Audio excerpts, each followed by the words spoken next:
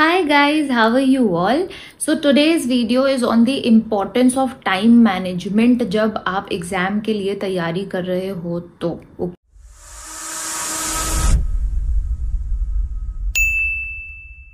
So guys, I would like to share my experience.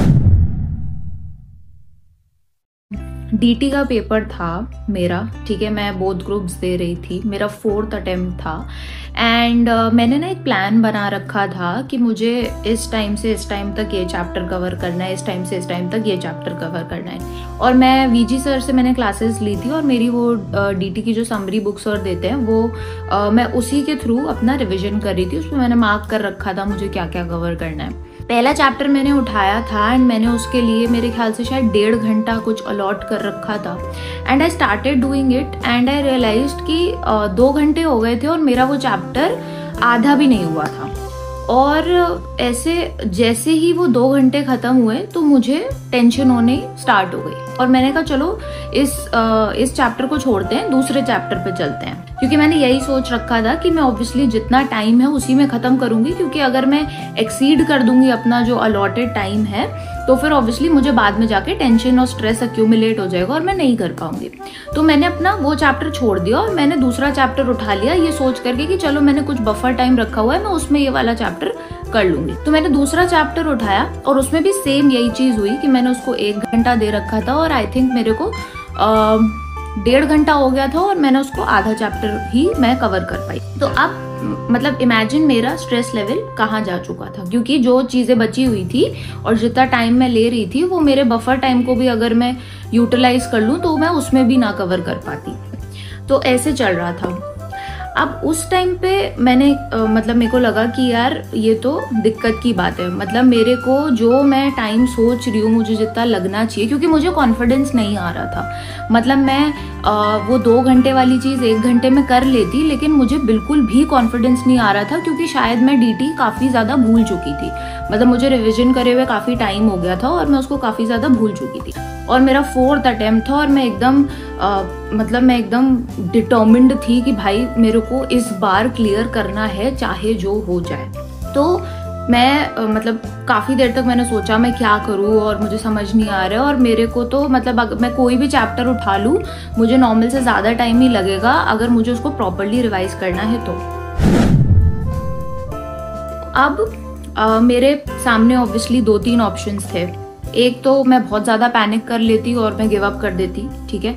दूसरा option ये था कि चलो ठीक है जैसे चल रहा है उसको चलने दो, बाद में देखेंगे जब बफर टाइम में देखेंगे या फिर रात में देखेंगे क्या करना है। और तीसरा ऑप्शन था कि आई डू समथिंग एल्स, मतलब कि मैं अपने प्लान में कुछ वेरिएशन लाऊं, कुछ चीज़ों को पिक एंड चूज करूं, ठीक है, जो मुझे लगता है इम्पॉर्टेंट है उनको कवर करूं।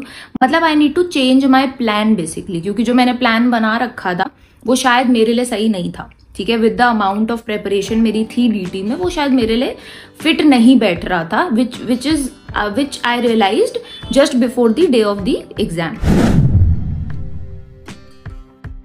तो मैंने क्विकली ये सोचा कि चलो मैं काम करती हूँ कि रिविजनरी लेक्चर्स हैं बीबी सर के जो यूट्यूब पे उस टाइम पे जब मेरा अटेम्प्ट था तो वो डले हुए थे, और वो मैं क्विकली देख लेती हूँ। एंड आई थिंक वो एक बार मैं अगर देख लूँ तो उसके बाद अगर मैं रिविजन करूंगी तो मुझे बिकॉज चीज़ें काफ़ी याद आ चुकी होंगी तो मेरे लिए बेटर हो जाएगा। So I changed my plan completely. तो मैंने कहा चलो ठीक है, जिस दिन मैं अपना लास्ट पेपर दे के आई थी फिर उस दिन मैंने वो पूरा टाइम मैंने अपना रिवीजन लेक्चर्स को दिया और मैंने वो पूरे रिवीजन लेक्चर्स देखे एंड देन मैंने चैप्टर बाय चैप्टर उसको रिवाइज करना स्टार्ट किया। एंड आई नोटिस्ड कि मतलब ये प्लान काफ़ी अच्छा वर्क किया एंड मैं अपना पेपर से पहले पूरा सिलेबस कंप्लीट करके जा पाई, वो भी डीटी का, ठीक है। मतलब ऑब्वियसली ठीक है पूरा एज इन 90 to 95% के बीच में। So guys this is what happened with me.